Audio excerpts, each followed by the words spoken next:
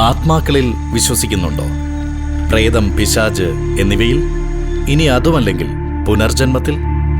ചില നാടുകളിൽ എത്തിച്ചേരുമ്പോൾ അറിയാതെ നാം ഇതിലൊക്കെ വിശ്വസിച്ചു പോകും. അത്തരത്തിൽ ഒരു കാട് എന്നോട് പറയാൻ ബാക്കി വെച്ച ഒരു കഥയിലേക്കാണ് നിങ്ങളെ കൂട്ടിക്കൊണ്ടുപോകുന്നത്. ആത്മാക്കളും പ്രേതങ്ങളും പ്രേതങ്ങളെ പേടിച്ച് നാടുവിട്ടവരും അകാലത്തിൽ മരണപ്പെട്ടവരും പുനർജനിച്ചവരും ഇന്ന് ജീവിച്ചിരിക്കുന്നവരും ദൃക്സാക്ഷികളുമൊക്കെ ഈ യാത്രയിലെ കഥാപാത്രങ്ങളാകുന്നു.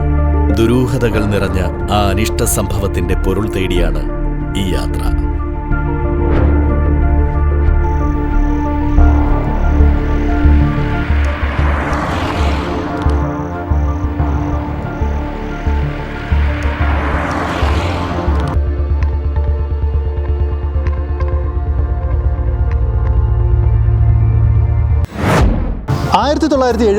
ഡിസംബർ 9 സമയം ഉച്ചയ്ക്ക് കൃത്യം 11:55 നമ്മുടെ തിരുവനന്തപുരം എയർപോർട്ടിൽ നിന്നും മധുര വഴി മദ്രാസിലേക്ക് ഒരു വിമാനം പറന്നുയരുന്നു. ടേക്ക് ഓഫ് ചെയ്ത് ഏകദേശം 15 മിനിറ്റ് കഴിഞ്ഞപ്പോൾ ഈ വിമാനത്തിനെ കാണാനില്ല. സത്യത്തിൽ എന്താണ് ഈ വിമാനത്തിന് സംഭവിച്ചത്? ഈ വിമാനം എവിടെ പോയി?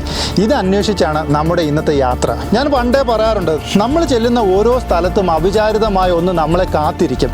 അത് ചിലപ്പോൾ ഒരു കഥയാവാം, ചിലപ്പോൾ സംഭവങ്ങളാവാം.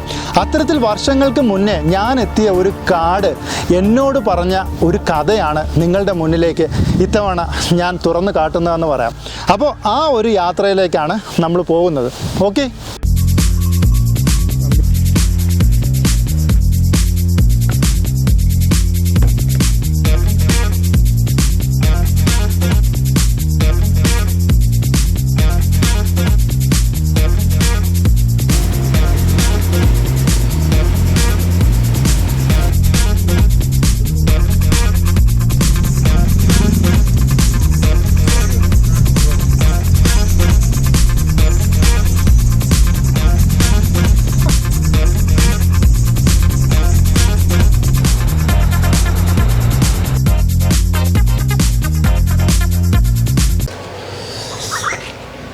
അപ്പോൾ നമ്മളൊരു ബ്രേക്ക് എടുക്കാൻ നിർത്തിയതാണ് പോകുന്ന വഴിക്ക്.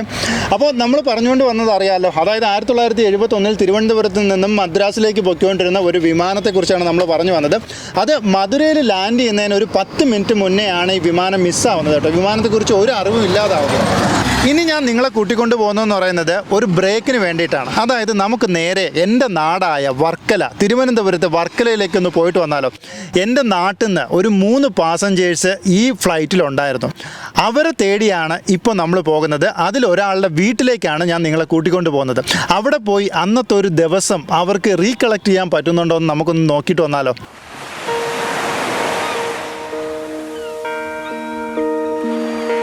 ലോകത്തിലെ തന്നെ അറിയപ്പെടുന്ന ഒരു വിനോദസഞ്ചാര കേന്ദ്രമാണ് വർക്കല. വിദേശികൾ ഉൾപ്പെടെ നിരവധി സഞ്ചാരികളാണ് ഓരോ വർഷവും വർക്കലയിലേക്ക് എത്തുന്നത്. വർക്കല ബീച്ചും ക്ലിഫും കാപ്പിൽ ബീച്ചും ശിവഗിരിയും ഒക്കെ വർക്കലയെ ലോക പ്രശസ്തിയിലെത്തിക്കുന്നു. തിരുവനന്തപുരം സിറ്റിയിൽ നിന്നും ഏകദേശം 50 കിലോമീറ്ററാണ് വർക്കലയിലേക്കുള്ള ദൂരം. റെയിൽവേ സ്റ്റേഷനും ബസ് സ്റ്റാൻഡും ഒക്കെ ഉള്ളതുകൊണ്ട് തന്നെ സഞ്ചാരികൾക്ക് എത്തിച്ചേരാനും വളരെ എളുപ്പമുള്ള ഒരു ഡെസ്റ്റിനേഷനാണ് വർക്കല. അപ്പോൾ നമ്മളൊരു 50 വർഷം പുറകിലോട്ട് പോവുകയാണ്. ആ 50 വർഷത്തെ പിറകിലത്തെ ഓർമ്മകൾ അന്ന് കുട്ടിയായിരുന്ന നമ്മുടെ സരസ്വതി ആൻറ്റി പറയുന്നതായിരിക്കും. ആൻറ്റി, ആ ഒരു അനുഭവം എങ്ങനെയായിരുന്നു എന്നൊന്ന് ഓർത്തെടുക്കുമ്പോൾ? അത് അപ്പോഴും നമ്മളെല്ലാം ചെറുതായിരുന്നു. ഞാൻ 9ൽ പഠിക്കുന്നേ, എൻ്റെ അനിയത്തി 8ല്, ആങ്ങളെ വന്നിട്ട് 7ൽ പഠിക്കുകയാണ്. എൻ്റെ അണ്ണൻ വന്നിട്ട് ഒരു മാസത്തെ ലീവിൽ നമ്മളെ കണ്ടിട്ട് പോകാനായിട്ട് വന്നതായിരുന്നു. ഡിഫൻസിൽ അവിടെ ജോലി കിട്ടുമായിരുന്നു. എവിടെയായിരുന്നു? മലേഷ്യയിൽ. അങ്ങനെ ഒരു മാസത്തെ ലീവ് കിട്ടി അമ്മയും സഹോദരങ്ങളെയും കാണാൻ വേണ്ടി വന്നതായിരുന്നു. നാട്ടിലേക്ക് ചെറുനീരിലേക്ക് വന്നതായിരുന്നു. അച്ഛനും അണ്ണനും അവിടെയായിരുന്നു, നമ്മളിവിടെയാണ്. ഞാന്, അമ്മ, ഇവര് എല്ലാവരും ഉണ്ടായിരുന്നു. കൊണ്ടുപോയി യാത്ര അയക്കാൻ പോയി യാത്ര അയച്ച് നമ്മൾ തിരിച്ചു വന്ന് വൈകിട്ടൊരു 4-4:30 മണിയാവും വീടെത്തുമ്പോഴത്തേക്ക്. പ്രാദേശിക വാർത്തയിലാണ് ഇങ്ങനെ തിരുവനന്തപുരത്ത് നിന്ന് തിരിച്ച് ആവറോ വിമാനം കമ്പം എന്ന സ്ഥലത്ത് വെച്ച് തകർന്നെന്നും പറഞ്ഞ് ആ ന്യൂസ് കേട്ടത്. മദ്രാസിൽ ചെന്നപ്പോഴത്തേക്ക് ഏതാണ്ട് നേരം വിളിക്കാറായപ്പോഴത്തേക്ക് പത്രം മേടിച്ച് അയാൾ വാങ്ങിച്ചപ്പോഴത്തേക്ക് ഇങ്ങനെ അണ്ണന്റെ ഫോട്ടോ സഹിതം ഉണ്ടായിരുന്നു. രാമഭദ്രൻ എന്നാണ് പേര്. ഓക്കെ. 21 വയസ്സായിരുന്നു. 21 വയസ്സ്. അത് അന്ന് എയർപോർട്ട് എന്ന് വെച്ചാ പിന്നെ നമുക്ക് അടുത്തടുത്ത് ഇവിടെ ഫ്ലൈറ്റ് നിൽക്കും, നമുക്ക് ഇവിടെ നിന്ന് കാണാം. അണ്ണൻ കയറി ഫ്ലൈറ്റിന്റെ അകത്ത് ഇരുന്ന് ലാസ്റ്റ് ഒരു സീറ്റിലിരുന്ന് കണ്ണാടി കൂടെ നമുക്ക് ടാറ്റ പറഞ്ഞു. എന്നിട്ട് അണ്ണനെ ആ സീറ്റിൽ നിന്ന് വേറൊരു സീറ്റിലാക്കി. അണ്ണന്റെ സീറ്റ് മാറ്റമാണെന്ന് പറഞ്ഞ് ആ മാറിയിരുന്ന സീറ്റിലെ ആള് രക്ഷപ്പെട്ടു. അതില്ല.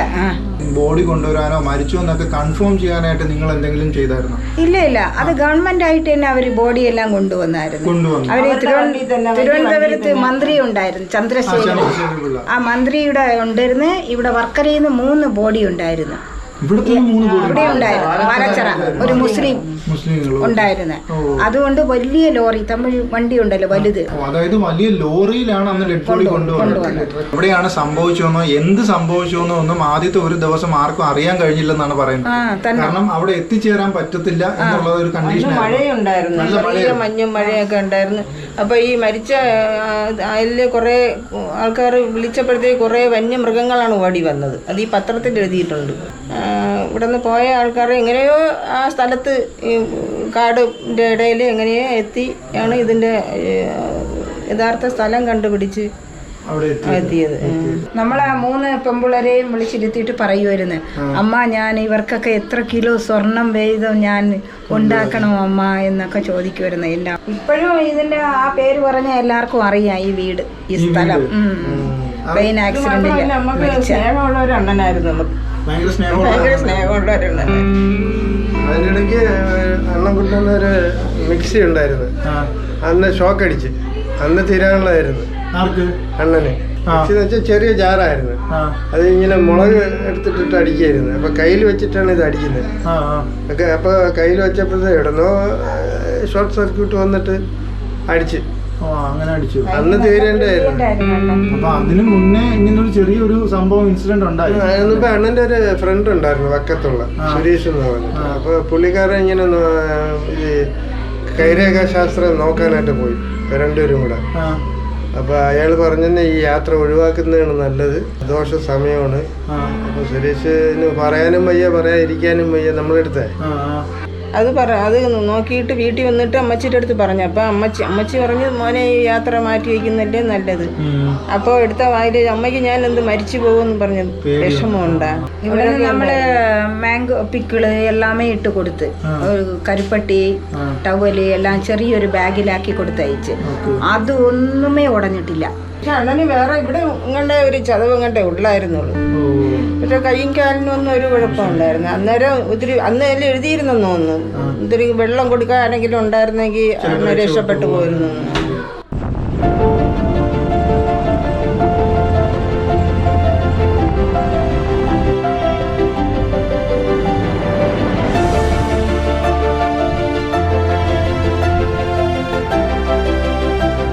കമ്പത്തിനടുത്ത് ഏതാണ് ആ കാട്? അന്ന് എല്ലാവരും ചിന്തിച്ച് കാണും ഇത് എവിടെയായിരിക്കും ആ വിമാനം തകർന്നു വീണമെന്നല്ലേ. അപ്പോൾ ആ സ്ഥലത്തേക്കാണ് ഇനി ഞാൻ നിങ്ങളെ കൂട്ടിക്കൊണ്ടു പോകുന്നത്. കമ്പത്തിനടുത്ത് വിമാനം തകർന്നു വീണ ആ കാട്ടിലേക്ക്.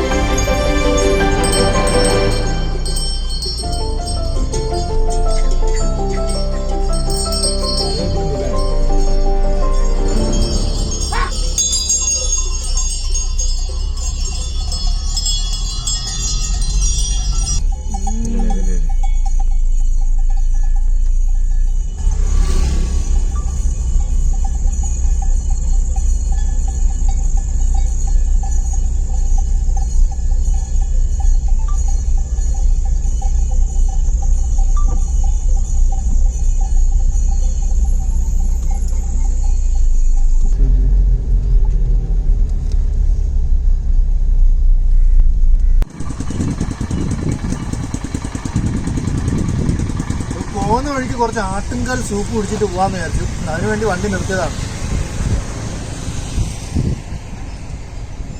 സൂപ്പ് എത്ര ആക്കാം? എത്ര സൂപ്പ്? 15 രൂപ ഒരു സൂപ്പ്. 15 രൂപ കേട്ടോ സൂപ്പ്. നമ്മുടെ നാട്ടിലൊക്കെ 15 രൂപയ്ക്ക് ഇങ്ങനെ സൂപ്പ് കിട്ടുമെന്നുള്ളതാണ്.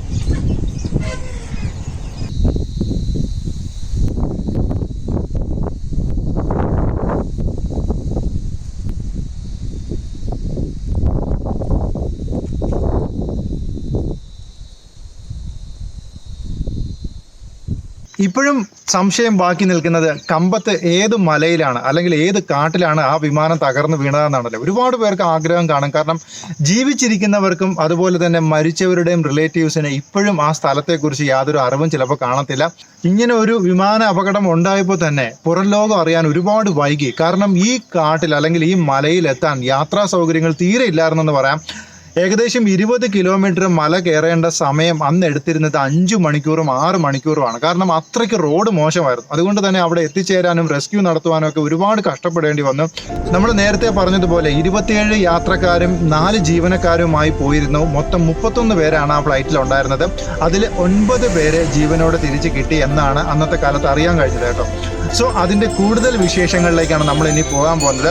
ആ ഫ്ലൈറ്റ് വീണ സ്ഥലം എങ്ങനെയെങ്കിലും നമുക്ക് കാണണം എന്നുള്ള ഒരു വലിയ ആഗ്രഹമാണ്. ഇന്ന് ആ ഫ്ലൈറ്റിനെ കുറിച്ച് ഓർക്കുന്ന പലർക്കും ആ സ്ഥലം ഒന്ന് കാണിച്ചു കൊടുക്കണമെന്നുള്ളത് എൻ്റെ ഏറ്റവും വലിയ ആഗ്രഹമാണ്. ഒപ്പം ഈ ഫ്ലൈറ്റിൽ ജീവിച്ചിരിക്കുന്ന ആരെങ്കിലും ഉണ്ടെങ്കിൽ അവരെയും നമുക്ക് ഈ സ്ഥലം കാണിച്ചു കൊടുക്കണം. ജീവിച്ചിരിക്കുന്ന ആരെങ്കിലും ഉണ്ടെങ്കിൽ അവരുടെ അടുത്ത് എനിക്ക് എത്തണം. അതാണ് എൻ്റെ ഏറ്റവും വലിയൊരു ആഗ്രഹം. സോ നമുക്ക് പതുക്കെ ഈ മല കയറി തുടങ്ങാം.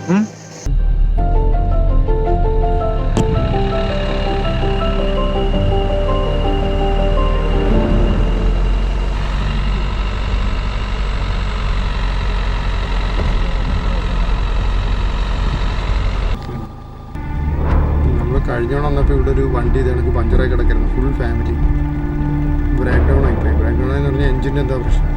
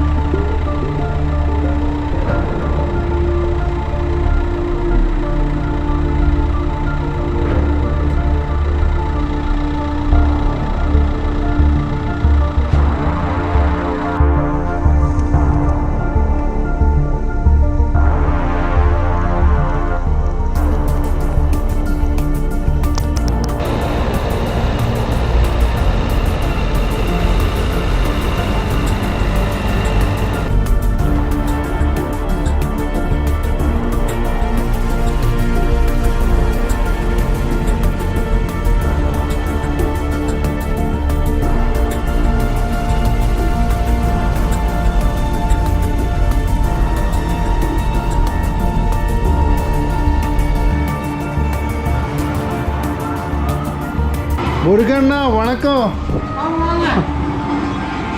தெரியுமா எப்படி இருக்கு? சொல்லவே இல்லை, திடீர்னு வந்துட்டு. ഇത് മേഘമല മുരുകൻ. ഇന്ന് വരെയുള്ള എൻ്റെ എല്ലാ മേഘമല യാത്രയിലും എന്നെ സ്വീകരിക്കാൻ എത്തിയിരുന്നത് ഈ മുരുകൻ തന്നെയാണ്. എന്നാൽ ഇത്തവണ യാത്രയുടെ ക്ലൈമാക്സ് എത്തിയപ്പോൾ ആ ഒരു കാര്യം മാത്രം പറയാൻ ബാക്കി വെച്ച് അദ്ദേഹം നമ്മളെ വിട്ടു പോയിരിക്കുന്നു. അപ്പോൾ ഇതാദ്യമായി മുരുകനില്ലാത്ത മേഘമലയിലേക്ക്.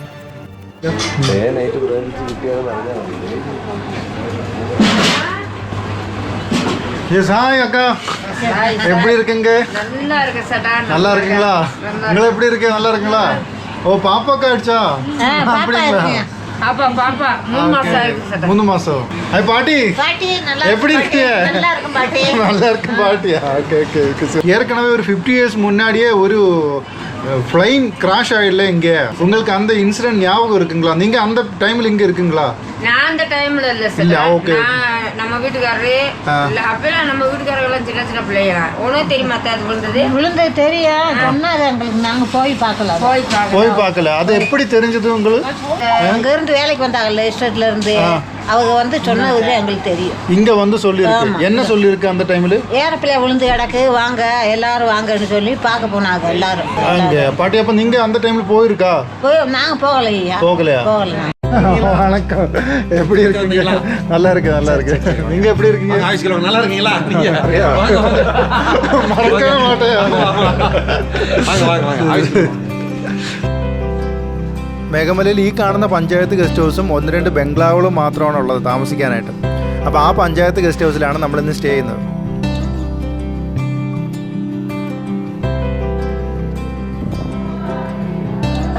ഇതാണ് നമ്മുടെ റൂമെന്ന് പറയുന്നത്. പഞ്ചായത്ത് ഗസ്റ്റ് ഹൗസ് ആണ് കേട്ടോ ഈ കാണുന്നത്.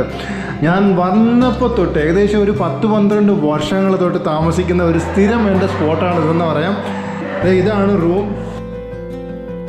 അപ്പോൾ ഒരുപാട് ഫെസിലിറ്റീസ് ഒന്നും പ്രതീക്ഷിച്ച് മേഘമലയിൽ ആരും കയറരുത്. കാരണം വളരെ ലിമിറ്റഡ് ആയിട്ടുള്ള അക്കോമഡേഷൻസും അതുപോലെ നോർമൽ ആയിട്ടുള്ള റൂംസും ഒക്കെയാണ് ഇവിടെ അവൈലബിൾ ആയിട്ടുള്ളതെന്ന് പറയാം. ഇപ്പോഴും മേഘമലയിൽ വന്നാൽ രാത്രി ഭക്ഷണത്തിന് ഏക ആശ്രയം നമ്മുടെ മുരുകണ്ണൻ്റെ ഈ കടയാണെന്ന് പറയാം. അതുകൊണ്ട് തന്നെ രാത്രി ഒരു ചൂടോടുകൂടിയുള്ള ദോശയും കഴിച്ച് ഞങ്ങൾ പതുക്കെ കിടക്കാൻ പോകണം കേട്ടോ. ഇനി പുലരുമ്പോൾ നമ്മൾ കാണുന്നത്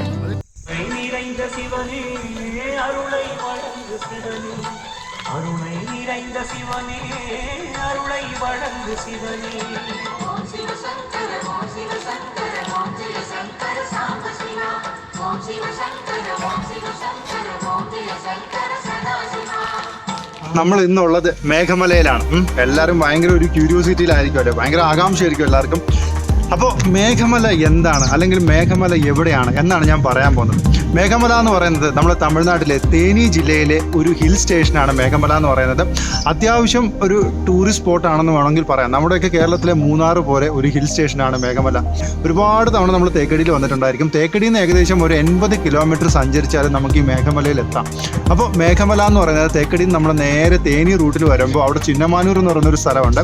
അവിടെ നിന്ന് റൈറ്റ് ടേൺ എടുത്താൽ ഒരു 40 കിലോമീറ്റർ നമുക്ക് ഹെയർ പിൻ ബെൻസ് ഒക്കെ കയറി 18 ഹെയർ പിൻ ബെൻസ് കയറി നമുക്ക് മേഘമലയിൽ എത്താം. ഇനി മേഘമലയെക്കുറിച്ച് പറയുകയാണെങ്കിൽ 12 വർഷം മുന്നേ ഞാൻ മേഘമലയിൽ വന്നപ്പോൾ എങ്ങനെയാണ് അന്ന് തന്നെയാണ് ഇന്നും മേഘമല.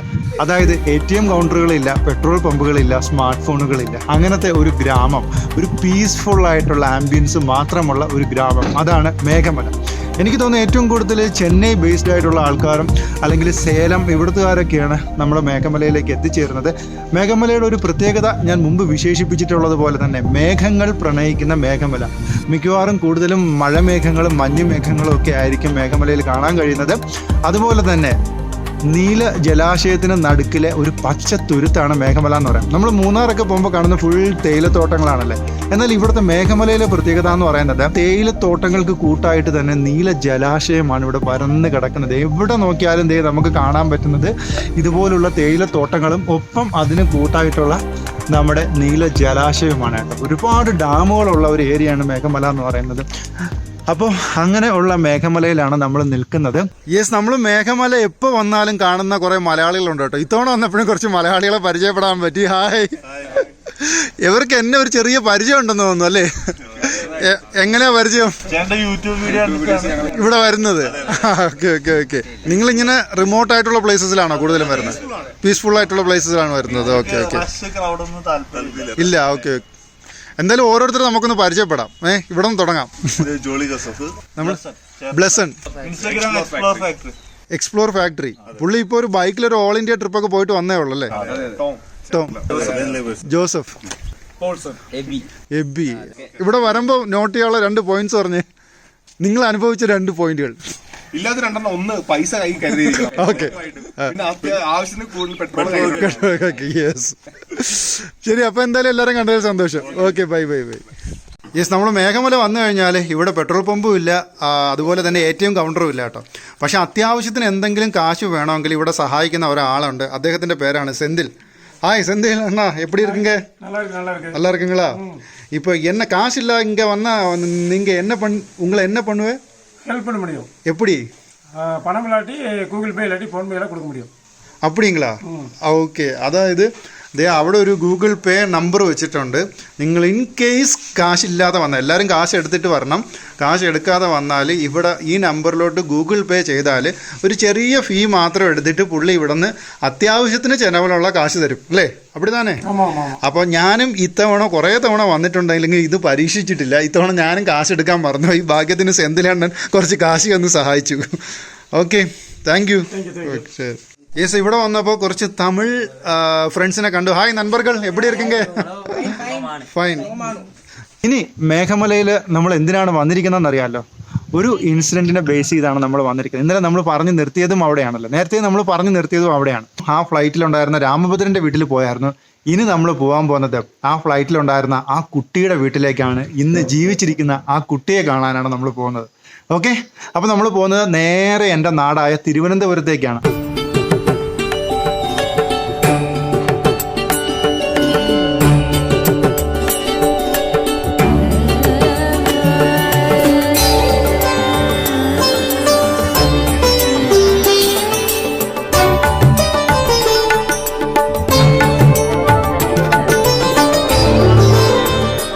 ചിലർക്ക് ദൈവം ഒരു രണ്ടാം ജന്മം കൊടുക്കും, ഒരു റീബർത്ത് കൊടുക്കും.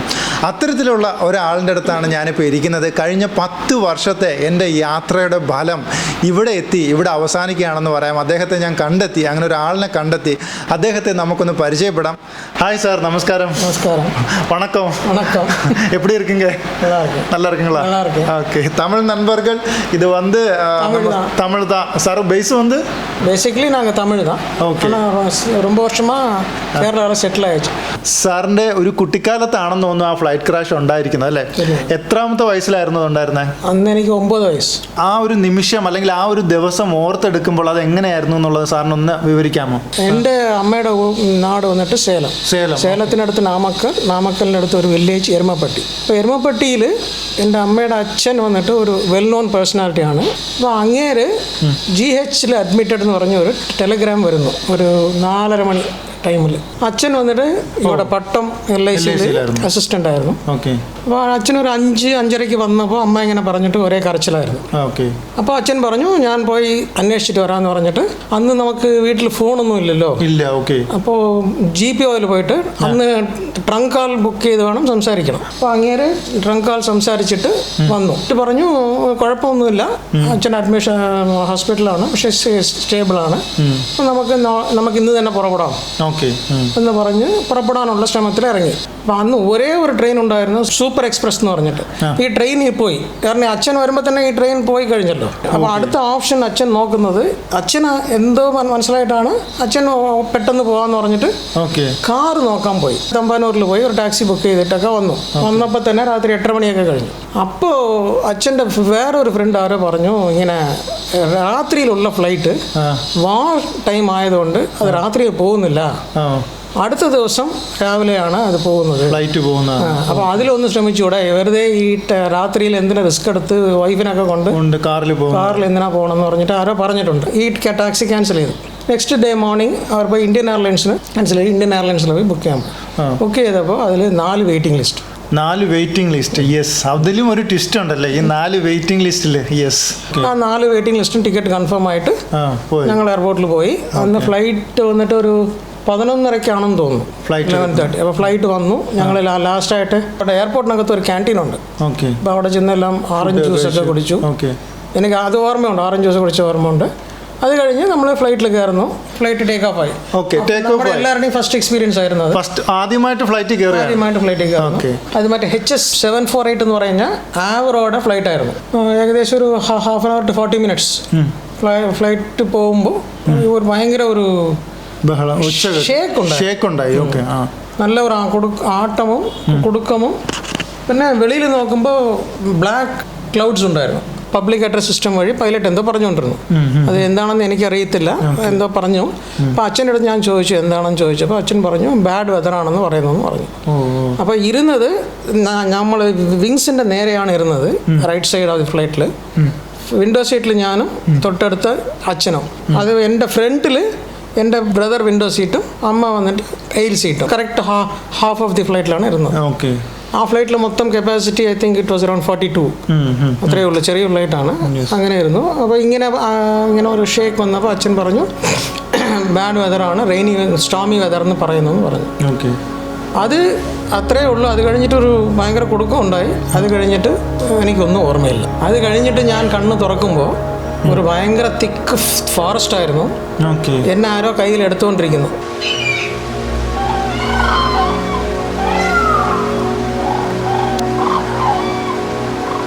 തിക്ക് ഫോറസ്റ്റ്, റെയിൻസ് ആയിരുന്നു.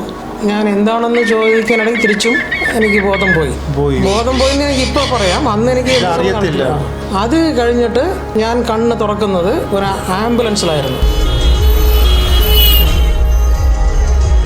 നേരെ എതിരെ സീറ്റിൽ അച്ഛനെ കിടത്തിയിരുന്നു. മൊത്തം ബ്ലഡായിരുന്നു. അപ്പോൾ അച്ഛൻ എന്തോ എൻ്റെ അടുത്ത് പറയുന്നു, അത് എനിക്ക് ഓർക്കുന്നില്ല. ബാക്ക് ഹാഫിൽ ഉണ്ടായിരുന്നവരെല്ലാം ഒരുവിധം രക്ഷപ്പെട്ടു, ഫ്രണ്ടിലിരുന്നവരെല്ലാം മരിച്ചുപോയി. അപ്പോൾ ഇതിൽ അച്ഛനെ അറിയാമെന്നുള്ളവരാണ്, അങ്ങേരുടെ പേര് ഞാൻ മറന്നുപോയി.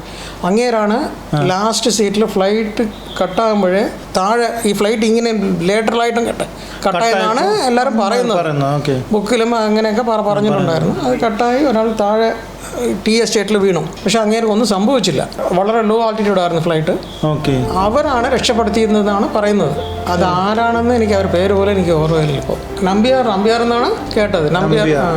അവർ നമ്മളെയും എടുത്തിട്ട് 2 കിലോമീറ്റർ ടീ എസ്റ്റേറ്റ് ഓഫീസിൽ നടന്നുപോയി. ഫസ്റ്റ് ഫോൺ ഇങ്ങനെയാണ് ചെയ്യുന്നത്.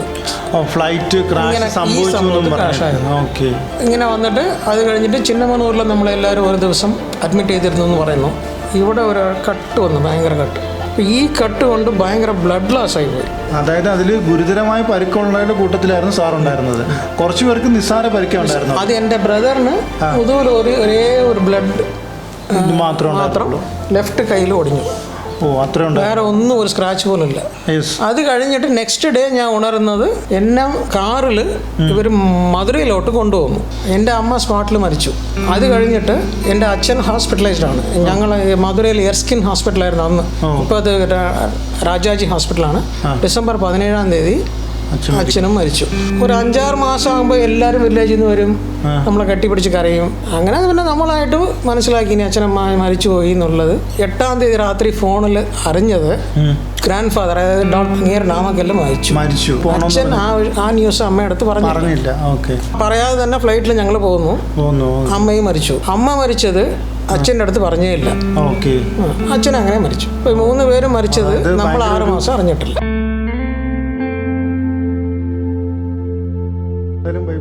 സന്തോഷം. മറുപടിയും കമ്പത്തിനടുത്ത് ആ സ്ഥലം മേഘമലയാണ്. മേഘമലയിൽ അത് എവിടെയാണ് എന്നുള്ളതാണ് ഇനി നമ്മളുടെ അന്വേഷണം. ചേട്ടാ വണക്കം. ഇവിടെ இருக்கீங்க?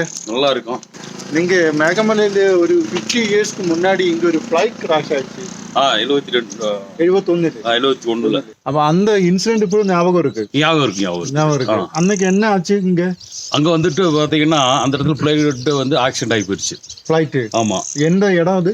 அந்த இடத்துல இருந்து ஒரு 2 கிலோமீட்டர் இருக்குது. ஓகே. ஒரு டேம் ஒன்று இருக்குது, ஹைவேஸ் டேம். இந்த டேம் ஹைவேஸ் டேம். ஓகே. ஆமா, அதுல இருந்துட்டு அந்த மலையில இருந்து இது இந்த தண்ணி இருக்குல்ல, இதுல வந்து பெரிய கிரவுண்ட். இது கிரவுண்ட், ஃபுட்பால் கிரவுண்ட். இதுல வந்துட்டு தான் அந்த பிளேட் இறக்குறதுக்காக அவர் முயற்சி பண்ணது. ஓ, ஃபர்ஸ்ட் அவர் இங்க ட்ரை பண்ணிருக்கு. முடியல. அதனால அவர் திருப்பி எடுத்துட்டாரு. போயிட்டு தான் அந்த மலையில உள்ளதுலதான் அந்த டச் ஆனது. ஓ, அந்த மலையில மரங்கள்ல டச் ஆகி அந்த பிளேட் அது ஆனது. ஓகே. அங்க அன்னைக்கு இங்க வந்து நிறைய மிஸ்ட். Full mist. அந்த ஒருத்தர் மட்டும் அந்த பிளேட்ல இருந்து தப்பிச்சு வந்து ரோட்டுக்கு வந்துட்டாரு. ஓகே. ரோட்ல வந்துட்டு ஒரு அப்ப வந்துட்டு ஒரு மேனேஜர் பைக் வரையில இந்த மாதிரி அப்படின்னு சொல்லி, அதுக்கு பிறகு ஹாஸ்பிட்டல்ல இருந்து எல்லாம் ஆம்புலன்ஸ் எல்லாம் எடுத்து போயிட்டு மக்கள் எல்லாம் போய் எல்லாம் ஹெல்ப் பண்ணி அதுக்கு பிறகு அவங்க எல்லாம் பாடி எல்லாம் எடுத்து பூரா கொண்டு வந்து இங்க இந்த ஹாஸ்பிட்டல் கொண்டு வந்து தான் எல்லாம் இது பண்ணது. നമ്മുടെ പഞ്ചായത്ത് ഗസ്റ്റ് ഹൗസ് ഉള്ളതെന്ന് പറയുന്നത് ഹൈവേസിലാണ്. അതുപോലെ തന്നെ ഈ കാണുന്ന ഹോസ്പിറ്റലും ഹൈവേസിലാണ്. ഞാനിപ്പോൾ നിൽക്കുന്നതും ഹൈവേസിലാണ്. അപ്പോൾ അന്ന് ഈ റെസ്ക്യൂന്ന് ആദ്യം പേഷ്യൻസിനെയൊക്കെ കുറേ പേരെ കൊണ്ടുവന്നിരുന്ന ഒരു ഹോസ്പിറ്റലായിരുന്നു ഇത്. അപ്പോൾ അന്ന് ഇവിടെ ഉണ്ടായിരുന്ന ഡോക്ടറായിരുന്നു വെങ്കടാചലം, അതുപോലെ അദ്ദേഹത്തിൻ്റെ ഭാര്യ മിസ്സിസ് വെങ്കടാചലം. ഇവർ രണ്ടുപേരും ആയിരുന്നു കാഷ്വാലിറ്റികളൊക്കെ അന്ന് അറ്റൻഡ് ചെയ്തിരുന്നത്.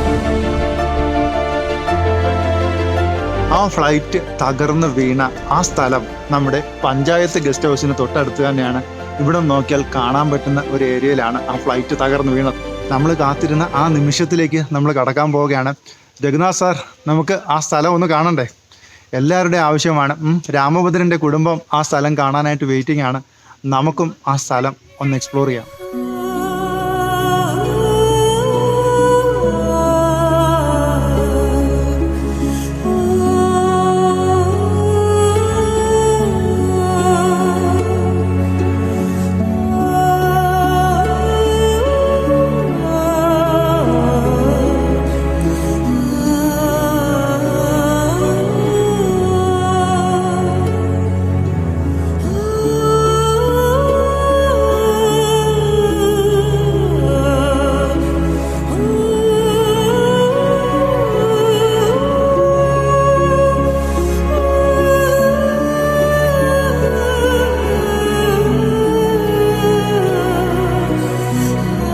അന്ന് നടന്ന വിമാന അപകടത്തിൻ്റെ ഒരു സാക്ഷ്യപത്രമാണ് നമ്മൾ ഈ കാണുന്നത്. ഒരുപാട് പേർ കാത്തിരുന്ന ഒരുപാട് കാലത്തെ ഒരു ആഗ്രഹമാണ് ദേ ഇവിടെ നിറവേറുന്നത്. ദുരൂഹതകൾ നിറഞ്ഞ ആ ഫ്ലൈറ്റ് ക്രാഷ് സംഭവിച്ച ഒരു ഏരിയയാണിത്.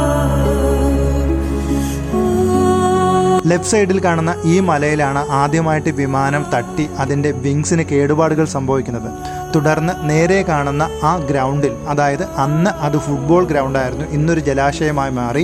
അപ്പോൾ അന്ന് ആ ഫുട്ബോൾ ഗ്രൗണ്ടിലേക്ക് അദ്ദേഹം ലാൻഡ് ചെയ്യാൻ ശ്രമിച്ചെങ്കിലും സാധിക്കാതെ വീണ്ടും വിമാനം മുകളിലേക്ക് ഉയർത്തുകയായിരുന്നു. സ്ട്രെയിറ്റ് ദേ ആ കാണുന്ന കാട്ടിൽ ആ മലയുടെ മുകളിലെ മരങ്ങളിലിടിച്ച് വിമാനം തകർന്ന് അവിടെ വീഴുകയായിരുന്നു. അതാണ് അന്ന് സംഭവിച്ചത് എന്നാണ് അറിയാൻ കഴിഞ്ഞത്. എന്തായാലും ഇതൊരു ഇടവേള മാത്രമാണ്. ഇനി ശരിക്കും ആ കാണുന്ന കാടിനും ഒരു കഥ പറയാനുണ്ട്, അന്ന് നടന്ന റിയൽ ഇൻസിഡൻറ്റ് എന്താണെന്ന്. അപ്പോൾ ഉടനെ തന്നെ ആ എപ്പിസോഡ് അപ്ലോഡ് ചെയ്യുന്നതായിരിക്കും. ഇനി എനിക്ക് പറയാനുള്ളത് നിങ്ങളുടെ അടുത്ത് മാത്രമാണ്, ഇത് കാണുന്ന ഓരോരുത്തരോടും. നിങ്ങളെല്ലാവരും ഇത് മാക്സിമം ഷെയർ ചെയ്യുക. നിങ്ങളുടെ ഗ്രൂപ്പ്സിലും നിങ്ങളുടെ റിലേറ്റീവ്സിനും നിങ്ങളുടെ ഫ്രണ്ട് സർക്കിളിലും ഒക്കെ ഇത് മാക്സിമം ഷെയർ ചെയ്യുക. കൂടാതെ ലൈക്ക്, കമൻറ്റ് ഒക്കെ ചെയ്യുക. എന്നാലാണ് ഈ ഫ്ലൈറ്റിൽ അന്ന് ജീവിച്ചിരിക്കുന്ന ബാക്കി കുറച്ച് പേരിലേക്ക് ഇത് എത്തുന്നത്. അവർക്ക് ഇത് മറക്കാനാവാത്തൊരു അനുഭവമായിരിക്കും. ചിലപ്പോൾ അവർക്കും പറയാനുണ്ടാവും ഓരോ കഥകൾ. അപ്പോൾ അവരിലേക്ക് എത്തിക്കാൻ വേണ്ടി നിങ്ങളെല്ലാവരും എനിക്കൊരു മാക്സിമം സപ്പോർട്ട് തരിക. ഇത് മാക്സിമം ഷെയർ ചെയ്യുക. അപ്പോൾ എല്ലാവർക്കും ഈ വീഡിയോ ഇഷ്ടപ്പെട്ടെന്ന് വിചാരിക്കുന്നു. ഇഷ്ടപ്പെട്ടെങ്കിൽ എൻ്റെ ചാനൽ സബ്സ്ക്രൈബ് ചെയ്യാൻ മറക്കണ്ട. ഒപ്പം ബെല്ലൈക്കണം ഓളും കൂടെ പ്രസ് ചെയ്തേക്കണം. അതുപോലെ എൻ്റെ ഇൻസ്റ്റാ അക്കൗണ്ടും ഫേസ്ബുക്ക് പേജും രണ്ടും ശബരീത ട്രാവലർ എന്നാണ്, അതും ഫോളോ ചെയ്യുക. അപ്പോൾ അടുത്ത് ഇതുപോലെ ഒരു യാത്രയിൽ നമുക്ക് വീണ്ടും കണ്ടുമുട്ടാം.